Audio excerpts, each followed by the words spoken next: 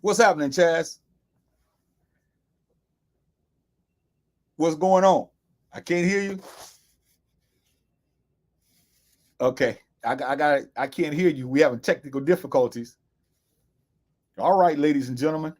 Well, this is your big brother Jahi. Chazz is having some technical difficulties, but you know how he is. He'll come right back here shortly. But until he comes back, let us continue the discussion of mental illnesses in the African American community, part two. And we talk about mental illnesses. There he is. We've been Hey, talking about mental illnesses because we have been struggling with mental illnesses, but we don't like to discuss them. So as I was saying earlier, Chazz, what's happening? How you doing, Hotep, and all that, Uncle Jocelyn and all those greetings. Assalamu alaikum, peace, brother. How you feeling today? oh man, I'm feeling good. How about yourself? Thanks for asking. Yeah, I'm doing great. I'm ready to tackle this subject because I don't think we have any time to waste Okay. because mental illnesses, this is a serious subject, Chaz, and a lot of us don't like to talk about it. But let's Right. talk about it after I give this brief introduction to this broadcast. The name of this broadcast, everybody, is Adults Only. And we can be seen every Wednesday at 6 o'clock Central Standard Time. And this is your broadcast Oh because yeah. we talk about subjects that you can actually get involved with and help us, and we can come to a conclusion.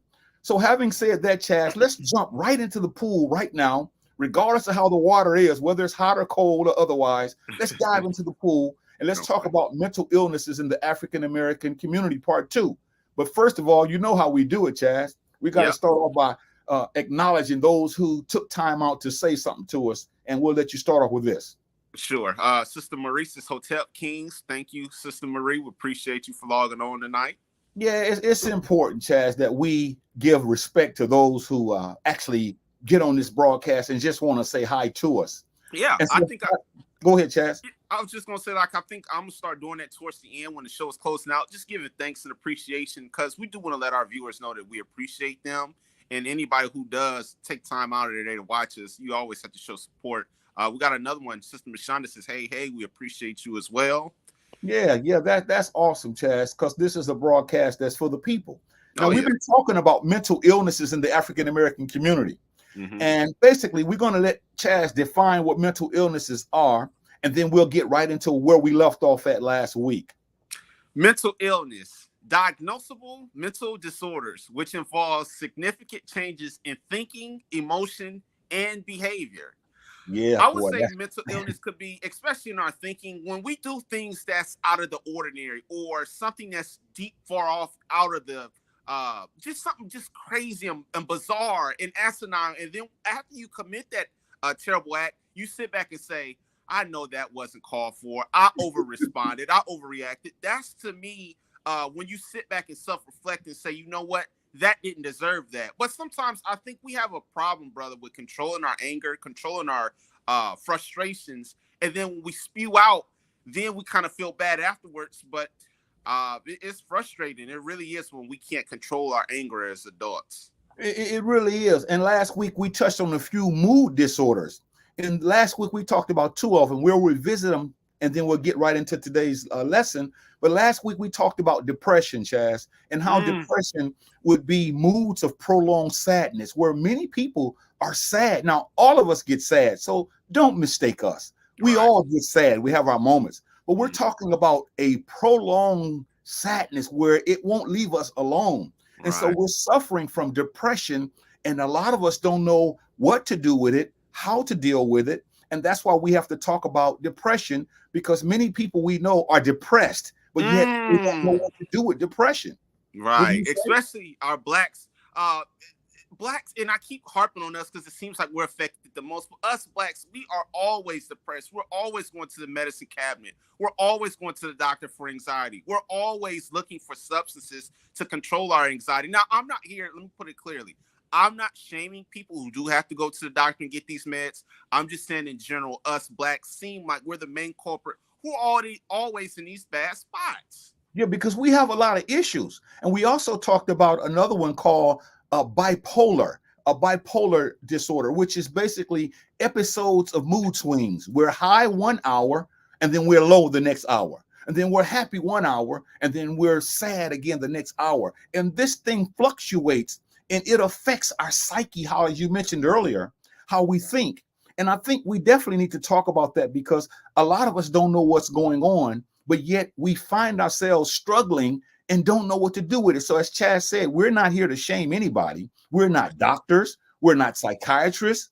We're not even counselors. But what we are saying is, let's get serious tonight about these definitely mental disorders that affects us in the African American community. Because Chaz, let's face it, let's be honest.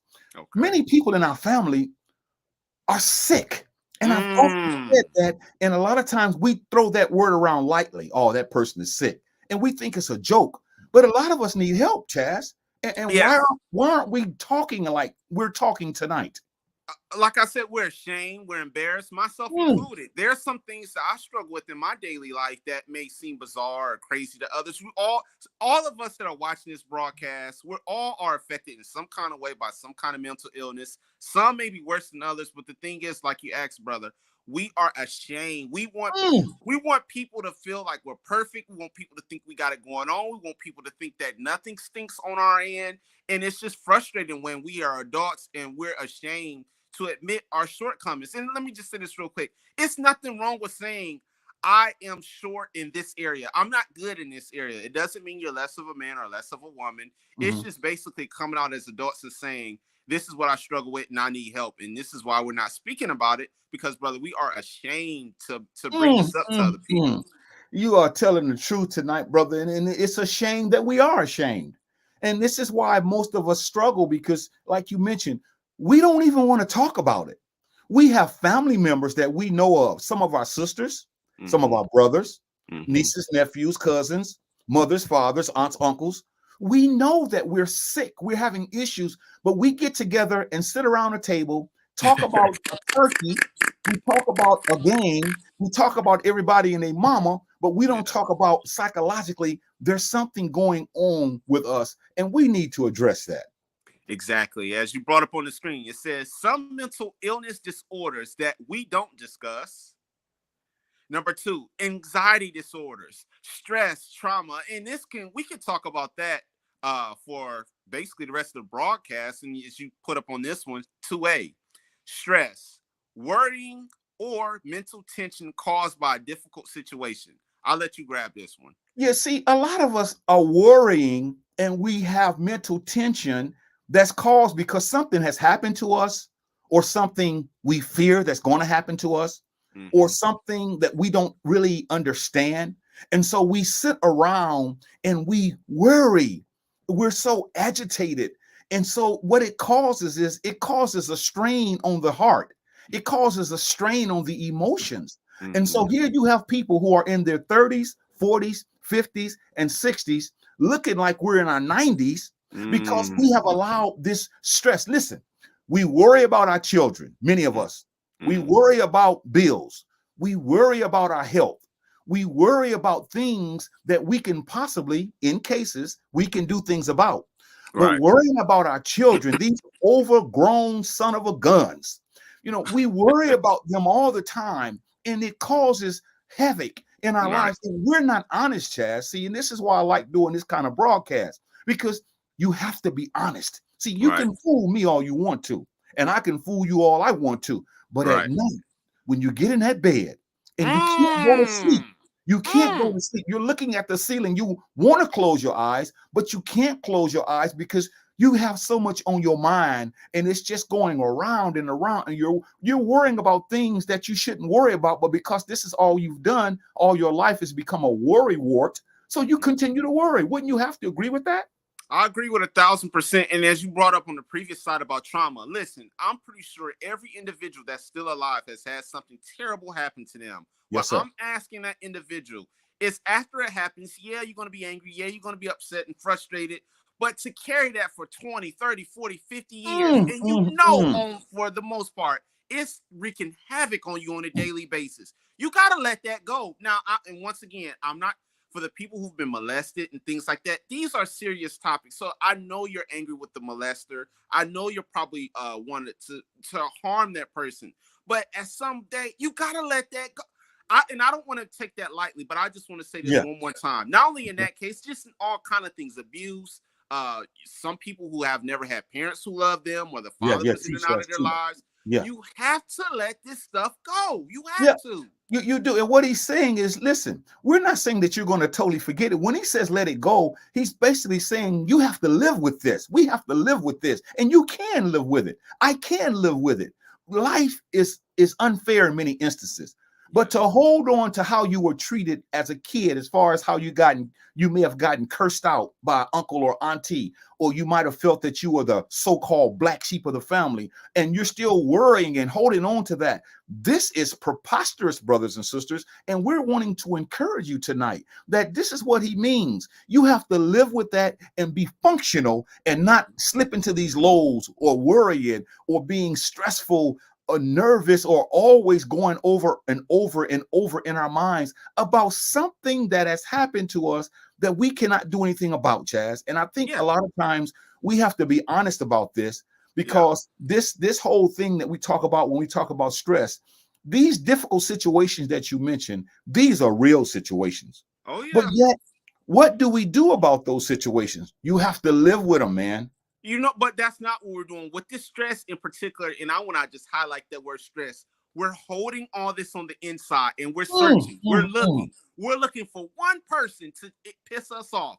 And when they do that, oh boy, it's like an atomic bomb just went off, because we're looking to explode. We're looking to unload. We're looking to just go ballistic on the person, the first person that makes us mad because of stress. And it doesn't take all that.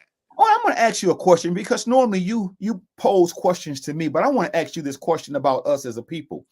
Why does it seem like us adults, Chazz, not the children, not the teenagers, because they're growing and they're going through life, why does it seem like we shuck and jive and don't like to have these kinds of discussions when we talk about mental illnesses in the African American community? Why is it that we adults, who should be leading the charge, helping people dealing with this, please answer that in your own way? I'll keep it simple, brother. Like I just said about 10 minutes ago, I believe, for two reasons. Number one, we're ashamed. Number two, it makes us uncomfortable. For the most part, anytime you get us out of our comfort zone and you start stepping on our toes, as some people would say, we don't like that. We feel like a lot of people, and I'm not here to jab at them, but I think a lot of people who would listen to this, they would think we're poking fun at them or teasing them. And no, we are ashamed to have these discussions, because it shows us as individuals, brother, we're flawed and we have mistakes. That's true. And I also want to add to that, Chaz, because here's something we haven't brought up yet. I also feel that many of us, we don't like to talk about this subject because we want to talk about subjects that evade the real issues. Right. See, we want to go to a building and every Sunday sit on a pew and listen to somebody spew some things to us. We rather go to a mosque, or we rather go to a spiritual gathering and play games with our minds, saying that we're okay when we're not. We're struggling. And so we don't want to have these discussions because, like you said, these are uncomfortable discussions. They shouldn't be uncomfortable. Why? Because these are real. This is reality. And this is one of the things that we have to address. And we must continue to talk about that other part of these mood disorders. To be trauma, a deeply distressing or disturbing experience. Yeah. I just mentioned that. And this goes on. And sometimes it doesn't happen as children, brother, as we're adults. Sometimes we see certain things. For example, we could see a loved one that we live with, and one day we come home and they're in the bed and they've passed away. So these are things that do take place, and it is terrible. It's something that will be with us for the rest of our lives. But I pose this question to you. Okay. How are we going to deal with this for the rest of our lives? Well, we got to realize, and you just said something key, for the rest of our lives. It's not going to go away. So what I'm saying is we should allow those disturbing and distressing experiences teach us, Chazz. They should teach us how to act based upon the fact that it will never go away, but we can function, is what I'm saying. So don't let it get the best of you. Don't always turn back every 5 minutes thinking about it as if it just happened yesterday. See, because that's what a lot of us do. We use that as a cop-out. Well, you know, when I was younger, or I wanted something, and that's a lot of our problems. We want something when we're adults, and we can't get it. It could be a man. It could be a woman. It could be something. No, I'm not gonna Come on now. No, it could be something that we want, and we don't Okay. get it. And so for the rest of our lives, we go through life with this very, very heavy heart, not Right. realizing that this is causing traumatic emotional feelings to happen. And instead of us saying, you know what, no matter what happens to me in this life, I'm going to take the shot that life gives me, but I'm going to be able to function. I'm going to still have a peace of mind. I'm going to have a Right. peace of heart. But a lot of us are cowards. We're hypocrites. And this is why we're not getting involved in how to help ourselves, because that's why we're going through these moods, just like a little kid on a swing. We swing Right. high, we swing low. We swing high, we swing low. And that's how we're going to leave this earth, Chazz. And that's unfortunate. Well, I would like to push back on this cliche saying, and brother, we've all heard this, and I see this a lot. What doesn't kill me makes me stronger. I That's a would love lie. to. That's a lie. Yeah, That, I was scared to say that. What doesn't kill you, it makes us weaker. What doesn't kill you makes us fold. What doesn't kill you, it tears us apart. And I don't want to hear that ever again, because a lot of people say that. yeah, What because doesn't kill me makes me stronger. I'm sick of that. yeah, you know, Chaz, basically that's a cliche, like you said. It's a cliche, and people go to that as the go-to phrase, you know, and that makes you feel big, and everybody looks at you and you stick your chest out because now you're the big man in the room when you say, yeah, when someone says, I went through this, instead of trying to encourage them, you say, well, whatever doesn't kill you, it makes you stronger. But like you said, whatever doesn't kill us, it makes us weak in many instances. It makes us very fragile. It Right. makes us angry. It Right. makes us mean spirited. And we can go on and on and on. But this Right. is right. I am sick of hearing that as well, because this is a cop out. This is a cop out that people say. Right. No. Bipolar disorders affects relationships and overall functioning. Yes, brother. There are so many people, especially as adults, because I'm not going to keep harping on the children, but just us adults. We always falling out with someone. We cool with them Mm, 1 minute, and then when we try to put our spin on it, we ask, "Well, what happened?" The other person is always wrong. The other person is always at fault. The other person has always screwed you over. And I right, want to right. push back on that and say, brother, and you know people like this as well.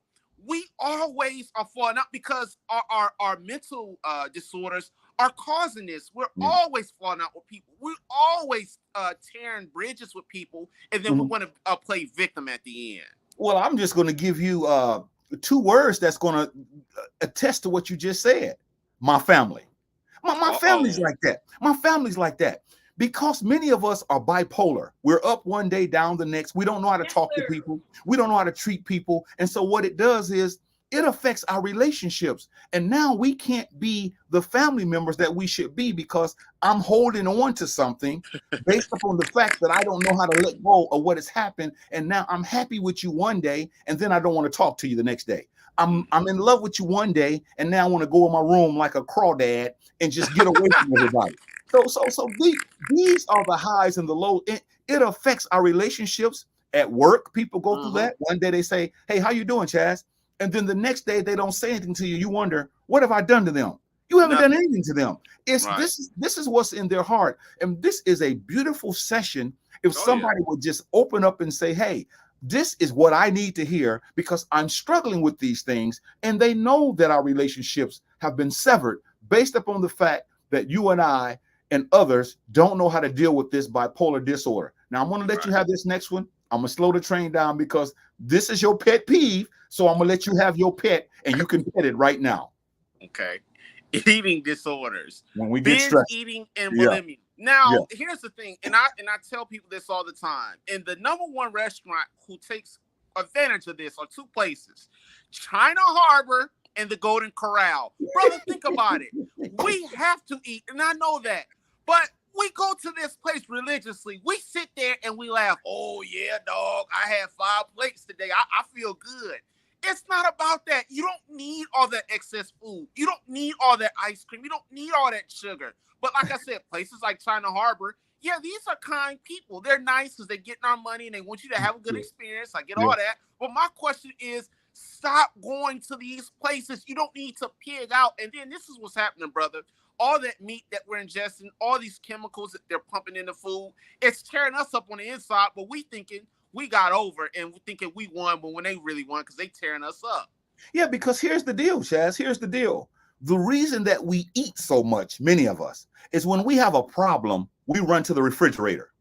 When we have a problem, we run to the restaurant. And they'll tell you, when I'm worried, when I'm stressful, I just eat. And this is how sick, this is how sad it is. And I'm speaking in love because I don't want my people to be this way. But a lot of us deal with mental illnesses by eating.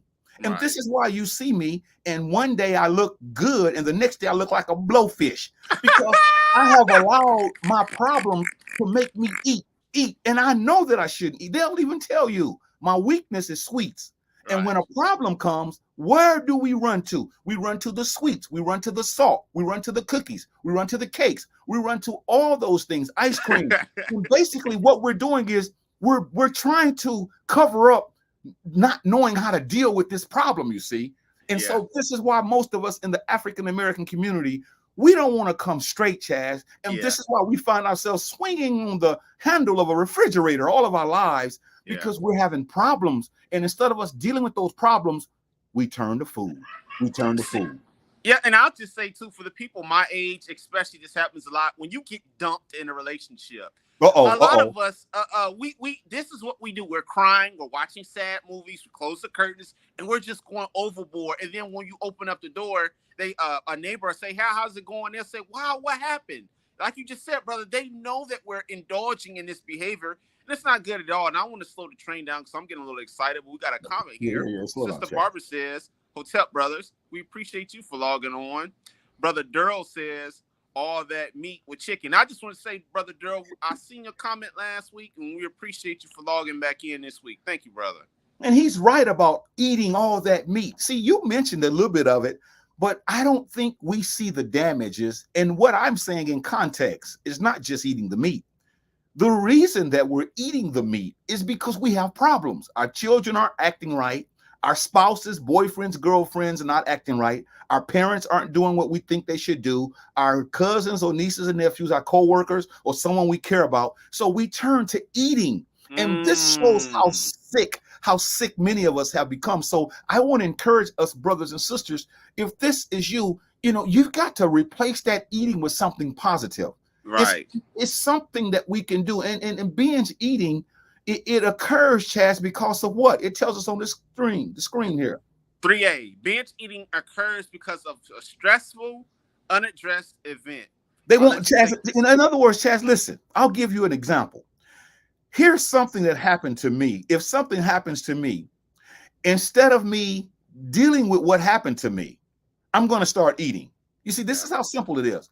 Instead of me dealing with what's really going on inside of me, I turn to food. Right. And see, I don't ever address what's going on in my life. And so food becomes my God.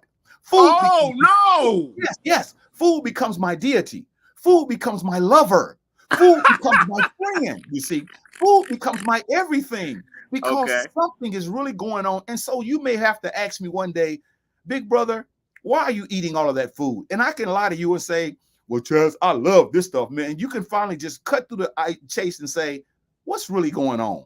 Because that's not normal for a person to eat like a pig or a cow just because they have something going on. And we're trying to allow people to see that a lot of this binge eating is not because the food is good, Chazz. It's because they have problems that we don't want to deal with. And I want to take it a step further, brother. Some of this, it's just pure greed. You know, after you've had 2 plates of chicken from KFC, brother, we know our stomachs are saying, I've had enough. This is it. I need to shut it down. But we keep going. We go for plate 3. We go for plate 4. Now, once again, we are not knocking people who eat. We have to eat. But there should be a cutoff point where you say, you know what? I've had enough. I'm shutting it down tonight. I've had enough. I'm not getting any more ice cream. I'm not getting into more honey buns. This is it. And even if my stomach is trying to trick me into thinking I'm hungry, I'm still going to refuse it. But, brother, some of this is just gluttony at its best. Well, and another thing too, Chazz, is instead of saying what you're saying, a lot of us come on stronger because we brag on, you might say, I had 4 hot dogs. And I'm going to say, that's not anything. I didn't have 7. And so here you are trying to beat me, knowing that both of us have problems.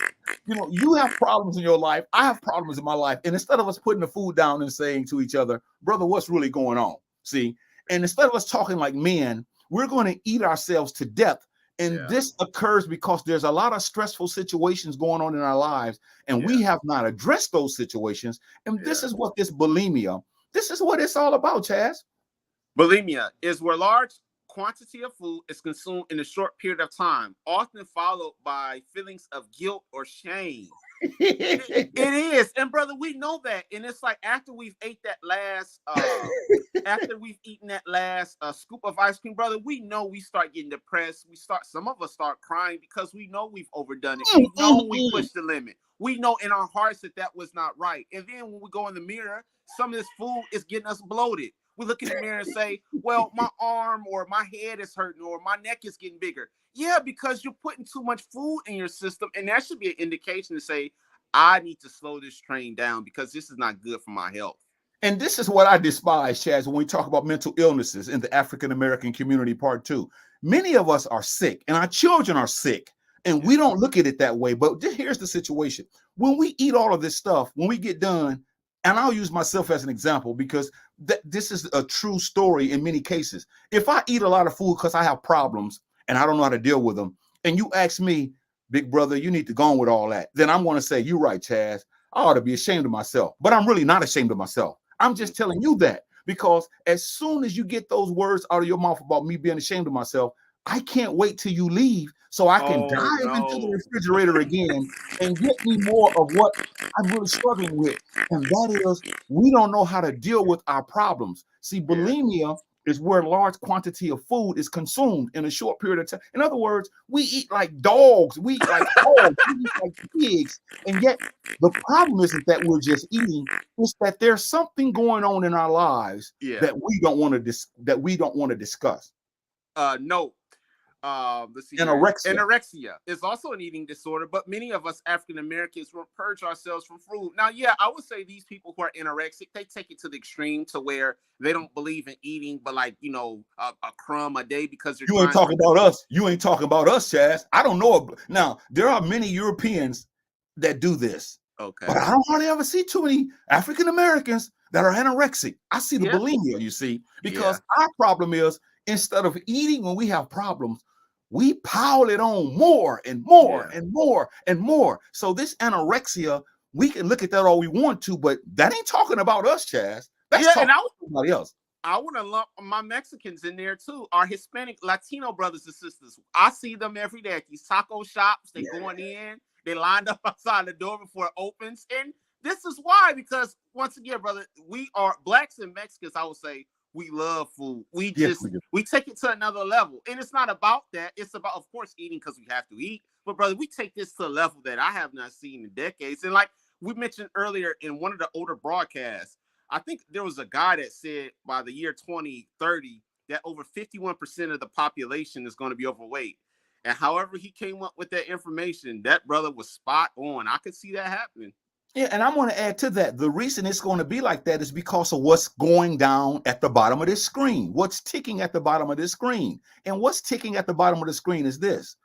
There are mental illnesses in the African American community that we haven't addressed. And instead of addressing these issues, we turn to food, Chad. Hispanics turn to food. Europeans turn to food. We all turn to food because that's our cop-out. That's that Linus blanket that Charlie Brown, that little cartoon character, Linus carried around a blanket all the time. That was his comfort. That was his safety zone.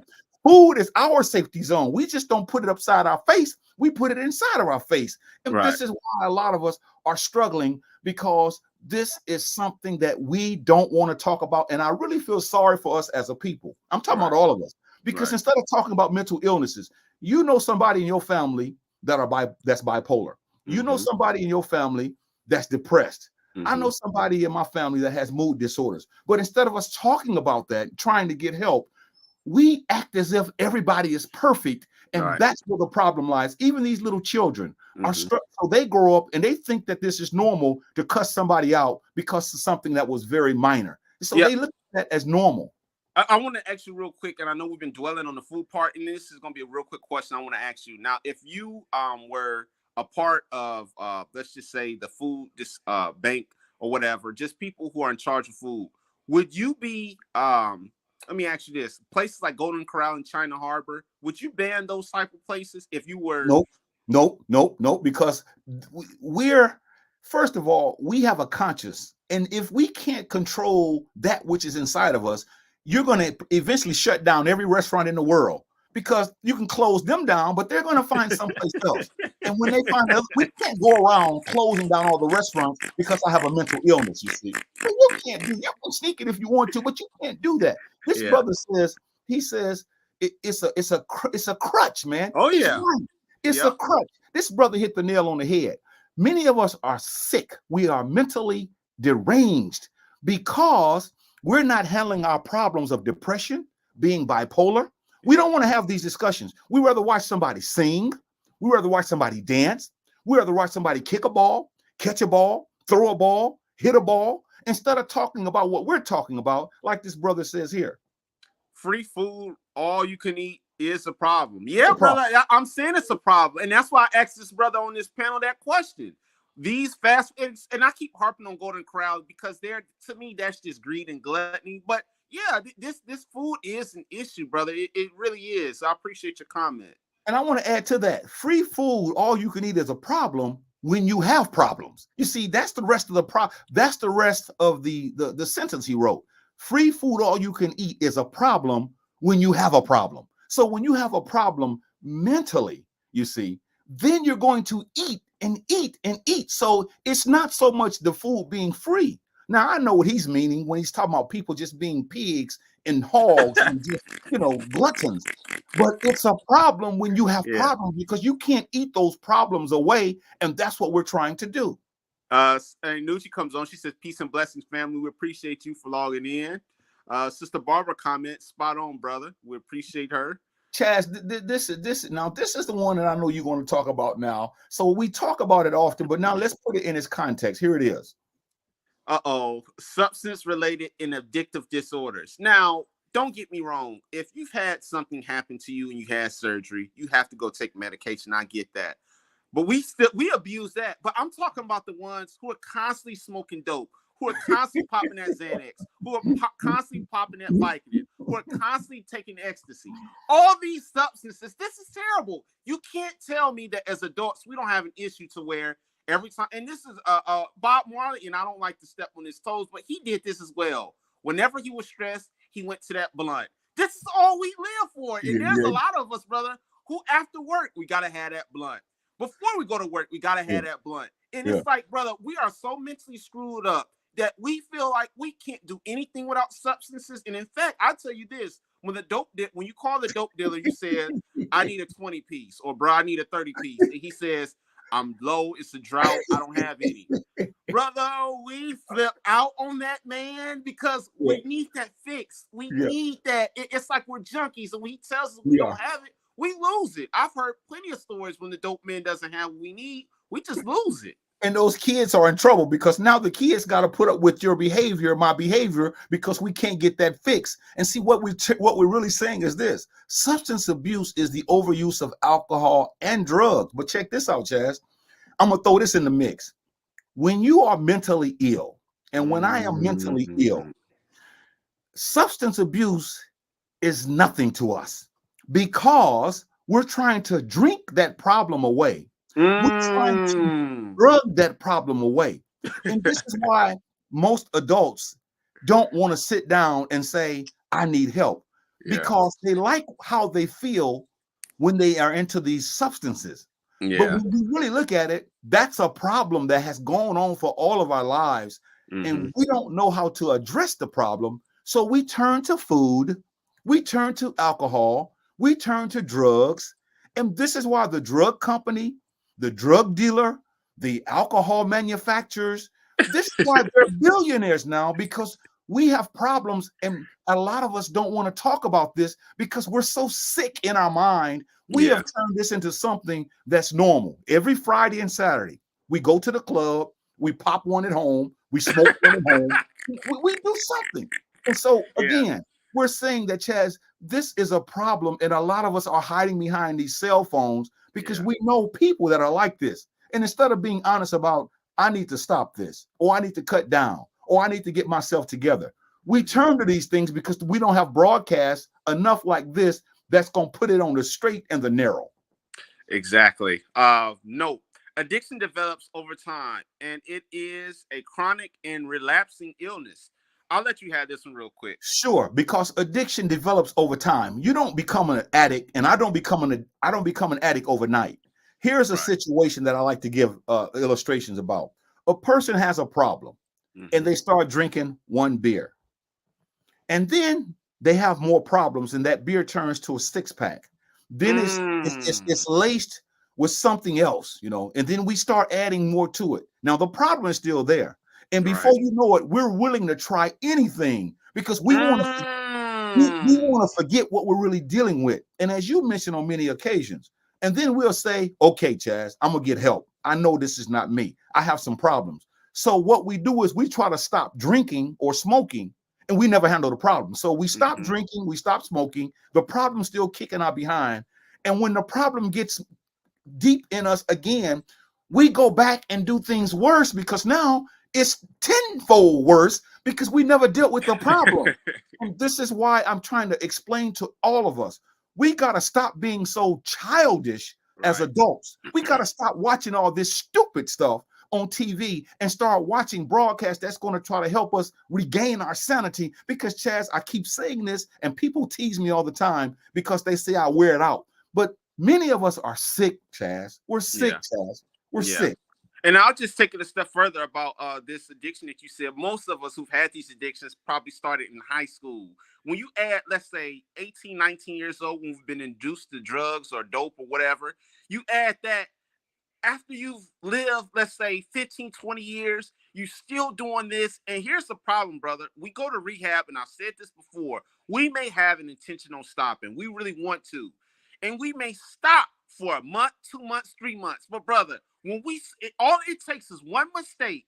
You slip up once, and once you relapse, you pile it on even more because you're trying to make up for all the time that you missed. And now you're in a worse off spot because you cannot control this craving. And this, once again, I know a lot of people may think that we're trying to be funny, but this is serious. It sounds...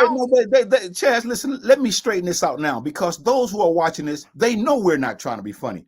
I don't care how much laughter you and I share. I don't care how many times we snicker. They know that this is truth behind what we're saying. And see, this is what a coward will do. A coward will attack us for trying to be serious and help people, you see. And so when you get through with it, what you still haven't addressed is what we're talking about, and that is the mental illness. So no one gets to escape this.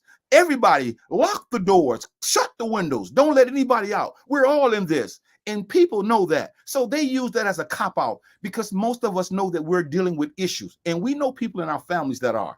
But again, because we don't want to have this discussion, we can't sit still and watch this. And this is how sickening that we are as a people. We don't have an appetite for this kind of discussion. So they turn us off. They don't want to hear this stuff. But you let me be on here playing a guitar. Let me be on here singing about how many women I can get. Let me get on here shaking my backside. Let me get on here, knocking somebody out. And then people like, let me get on here telling jokes, or let me get on here watching a game show, because those things, they soothe our mind. We're not serious as an adult. And that's why this addiction is the way it is, because the problems we have not dealt with. Number 5, personality disorders, borderline personality disorders, and antisocial personality disorders. Borderline personality disorder is unstable relationships with family, friends, and loved ones. Yeah, I've said this earlier, especially with friends or family, brother. We are people who tend to fall out a lot. All it takes is something simple. And when you look back on it, some of the problems are simple, brother. It is something that is small as a piece of rice, where we fall out over something real basic and we're frustrated. We won't talk to anybody else. This is something mental. And here's the thing. There's some people who may say, you two need to squash this. You two need to, talk it out. Brother, we so screwed up. We'll say, I'm not talking to him. I'm not squashing this. This is going to be with me to death. This is how some of us think. And it's a shame that we're operating this way. I know a lot of people that are beautiful on the outside. I know a lot of people who dress this thing up called the body, the flesh. I know a lot of people who take care of their bodies. but on the inside. See, that's what we're talking about. Mm. A lot of us don't want to do anything about the inside. So what you and I are talking about is on the inside, see? And this is why a lot of people run and tuck their tails between their legs, because they don't want to come to grips with this. A lot of relationships have been broken because of this instability when it comes to our personality. Right. What am I really saying? What am I saying? I'm saying this. Because of my problems, I don't know how to relate to you. And this is what happened. Because of your problems, you can't relate to me.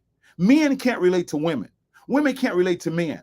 And this is why I want to put a plug in now. This Saturday at 1 o'clock, Brother Kevin Lewis and myself, we're going to be doing a broadcast that's going to be off the charts. And it's talking about manhood in the African-American community. What is a man? What is manhood? Because a lot of us are still little boys because we don't know what a man is. And then a lot of us sisters rather, they say they're looking for a man, but they don't know. They wouldn't know a man, a good man, if they had a good man dumped up in their lives, because our idea of manhood is shot. And so again, this Saturday at 1 o'clock, it's on YouTube, the Jah and Kev show. We're going to be talking about what manhood is. And that's what the problem is. You can't be a man. You can't display manhood characteristics and qualities if we don't know what that's all about. So we're going back to our disorders. It's the way we treat our family, Chazz, the way we treat our friends, I should say, and the way we treat our loved ones. A lot of us ought to be ashamed of ourselves, but there's no shame like it. We'll brag about it when we treat our family wrong. Yeah, I did that in. He had it coming. With our friends, oh, I ain't hearing that. Or our loved ones. We say we love them, but we treat them like you know what. You're absolutely right about that, brother. Like I said, we boast in the things that we shouldn't boast about, and we really are cocky about it as well. Yeah, and again, these are disorders, Chazz, that we need to look into, because a lot of us are affected by them, because the problem is we have not addressed our problems. And those problems have driven us nuts, if you will. They've made us go berserk. And now mental illness is running rampant in the African-American community. Some of our viewers are struggling with that. But see, they're not going to say it because, like you said earlier, it makes them feel as if, there's something wrong with them. Well, there is something wrong with them, but we don't want to get help. This is why a lot of times you could ask somebody something, a simple question, and instead of them answering you, they're going to curse you out because they have problems internally. Well, they have problems internally, and they don't know how to treat people because of this borderline personality disorder. And we talked about this this next one, which I think we're going to end up leaving on this one. But this is the one that I think we need to really comb. What does this say? Number B. Antisocial personality disorder is when one is irresponsible, impulsive, and thrives in isolation. Yeah, like you said, we don't want to be bothered. When we come home from work, don't text us, don't call us. In fact, we don't even like going to work. We want to be in our homes watching Netflix, on Facebook, on TikTok, on Snapchat, all these apps. We don't want to be bothered. In fact, if you bother us, sometimes we'll explode on that person because we just want to be left alone. We don't like communication with others. We feel like some of us feel like we're better than others. We don't want to be, we don't want to be what you call out of our comfort zone at all. And this is something that we all struggle with this antisocial personality disorder. Yeah, and I want to take each one of these points and I want to let us both talk about it, because we are not just going to put this one up and take it down, because this is very important, because we'll take one at a time. For example, antisocial personality disorder, we'll take the first one, is when one is irresponsible. See, an irresponsible person, they don't want to hear this. An irresponsible person want to do what they want to do. So they don't want to be challenged. They don't want to be told what they got to do. They don't want to look at their lives and say, as a young man, as a young woman, as an older man, as an older woman, I have to get myself together. I have to check my own emotions, my own feelings. I have to check my own character. This is something that people don't want to do. So we become irresponsible. So now we just start telling jokes all the time. We're always having fun, or we all, trying to mask this irresponsibility, because that's why nobody wants to be told what to do. This is why people don't watch this broadcast that often, because they hit and miss, because most of the stuff we're talking about is talking about all of us. And Yeah. they don't want to be responsible. And whenever you challenge someone to be responsible, the first thing they do, instead of saying, am I really like that? We get angry and say, I don't want to hear that stuff because I'm Mm-hmm. grown. Who is he Mm-hmm. to tell me that? When we Right. know in our hearts we're irresponsible, and the impulsivity. We are so in other words, we do whatever we feel like doing. If something happens to us at the spur of the moment, however we feel, we're going to do it. If Mm-hmm. you say something to me, instead of me thinking about my answer or response, I'm gonna cuss you out because that's impulsive. Or I'm gonna do something to you because I don't know how to listen to what you say and critique it. And even if it's true, learn from it and move on. This is why I don't like to be around a group of people often when it comes to men and women. I often give these illustrations, but you get a room full of men and women together and you try to have a serious conversation, you're going to have a fight. You're going to have a fight because Why? somebody, Why, brother? well, because if you and I are in a room with 4 other guys and 5 other women, and you tell me, brother, that daishiki, it's all right, but do you have another color? Instead of me saying, well, cool, Chaz, that's your opinion. You know, you cool. You can have your opinion. I like this dashiki, so I wore it. I'm gonna snap back at you. I'm gonna pop back at you about something like your hat, your glasses, or your shirt. You know, and then you're gonna pop, and then the women there gonna check. They gonna say to me, Ja, he joning tonight. Yeah, Chaz on his game. Now it ain't about all of that. It ain't about all that. And so Brother, because you are crazy. well, no, this is true because Okay. now when I hear that, I gotta say something about your mama. I gotta say something about somebody in your family, and then you Right. gotta pop back at me about somebody in my family. And before you know it, there's a World War III. We're fighting. One of us get killed, all Yeah. because you said that this daishik was okay, but you know it wasn't your taste, which you have a right to say. So Right. now because I'm so immature, and the thing that I'm telling you now that we want to get to is this whole idea of isolation. Chaz, I want you to take this. Okay. What is wrong with a person that does not want to be bothered until they want to be bothered? I would say some of us that we're in our comfort zones, and I'll take it a step further. We've been done wrong by a lot of people in life, or maybe not a lot. We've been done by a couple people, and we feel like we don't want to cross that bridge again. So we feel like they just rather be isolated because they call themselves, "I don't want to relive that agony. I don't want to relive that pain," and it's a shame. We all, like I said, listen, we all have to isolate at some time, but I'm talking about to the extreme where you're at home for a week and not coming out, when you're missing work and not coming out, when you're supposed to be at certain functions or whatever, not coming out.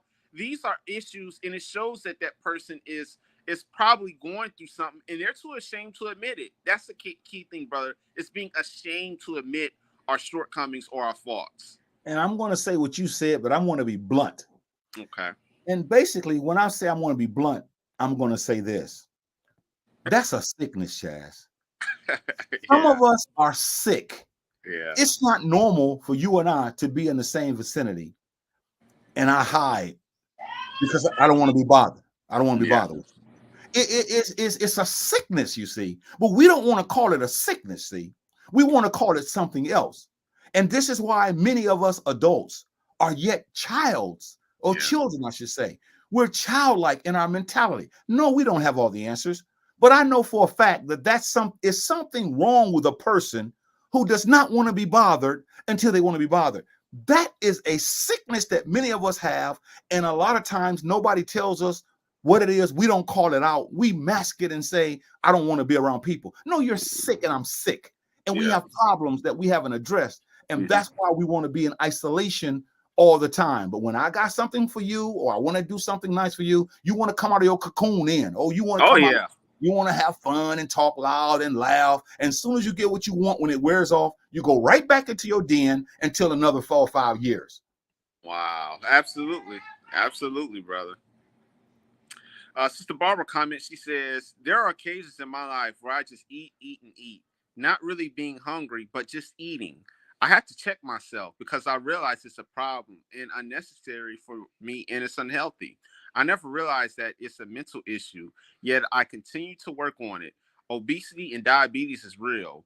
Thank you, Kings, for this discussion. We appreciate you for commenting, and we appreciate you for another one that says, I have a child this way, totally isolated. She also commented on her eating disorders and things like that. She's saying, you know what? I have a problem with food. I have a problem with sugar. These things are affecting my health. And I need to try to help myself out by cutting this away and just basically putting herself on Broadway, saying that she has an issue. And we appreciate that comment for her putting herself out there. You have anything to say about that? Yeah, I have a lot to say about that because she said two words that I wanted to talk about, which is obesity and diabetes. Yeah. A lot of us are obese and diabetic because of our problems. See, Mhm. we're not, what I'm trying to say tonight is we're not looking at the underlying problem. We're just Right. looking at a person who may get big or look like the Goodyear blimp or whatever, or the Michelin man. This is how we look, okay? And what I'm saying is, why does a person look like the Michelin man? Why do we look like the Goodyear blimp? Why have we put on a mass amount of weight?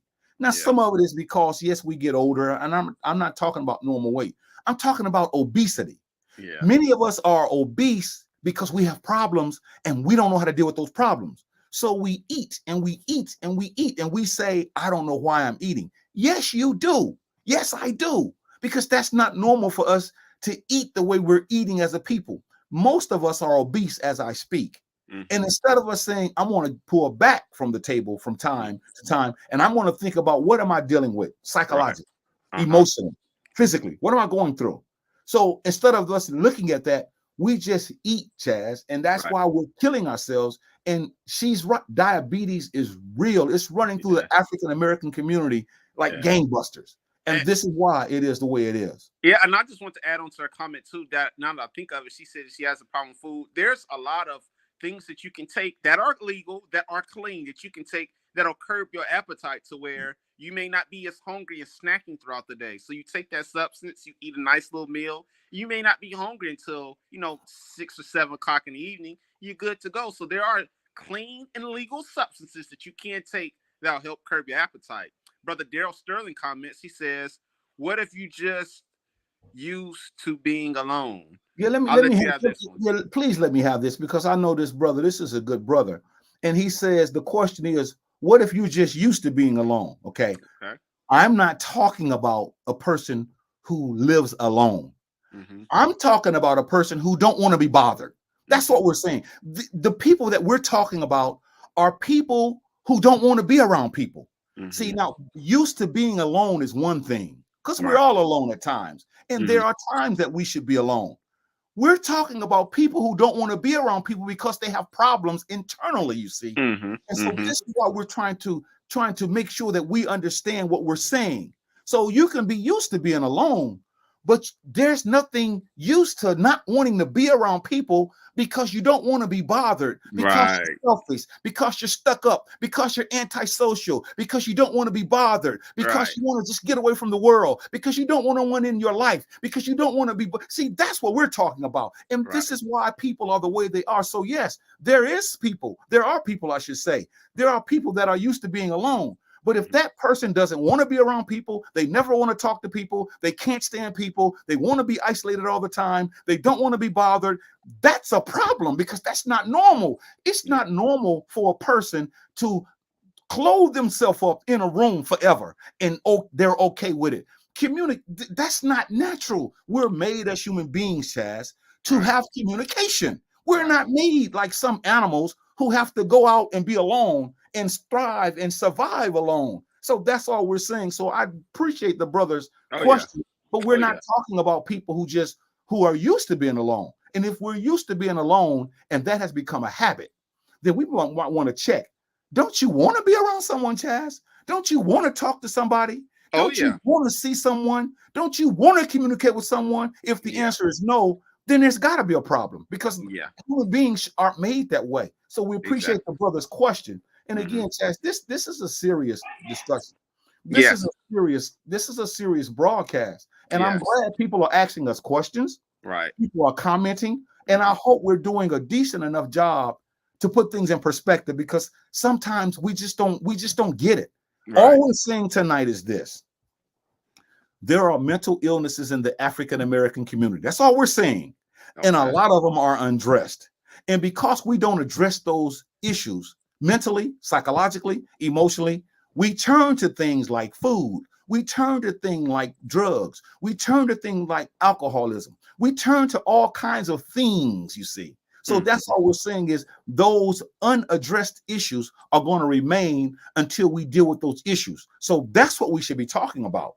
Right. How do I address these unaddressed issues in my life? And maybe we ought to come back next week and conclude this thing with giving more tips on, like the brother said, what can I do if I am a person who wants to be alone? Maybe we should come back and do another broadcast on that, because I think that's warranted. Well, we'll give nothing but answers and information and suggestions and recommendations on what we need to do, man, because this is really important. Yes, indeed. Sister Barbara comments and says, please do. Okay, if that's what you like, I think we should honor that. We should come back, because I'm still feeling this subject too, brother. It's something that even me personally that I deal with. I sit up here and I say a lot of things that make it sound smooth and easy, but I deal with things as well. So I think we should come back for one more time with this mental illness and some of the things that we're fighting. And I forgot to mention this, brother, real quick. I know they're probably not watching this, but for you sick men and women who are poisoning our food, and I have put this in my comments, but it just slipped my mind, in my notes, I mean, it's called sadism. And it's basically, it's a person who involves enjoying seeing others hurt or messed up. I almost slipped up and said the word blanked up. Here's the thing, brother. I cannot stand, and these people been getting away with this. Let me ask you this. I sell you something, and I made this in the manufacturer. I sprayed it with pesticide. I put chemicals in there that I know that's harmful. I put some stuff in there called Forever Chemicals. All this crap in here, and I see you buy it, and I know I put some stuff in it, and I'm laughing. I got him messed up. Brother, those are some sick individuals, and I wish, I'm not going to challenge them to a fight, because I don't want people to think I'm tough or anything, but it's just sickening, brother, with all the things that we consume.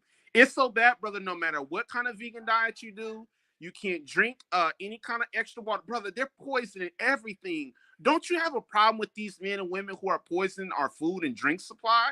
Yes, I do. And here's a comment by Sister Zuri, says, I say, Chazz, for your admission to the truth. And that's what we are. We are truth seekers, and we give it out and we have to take it.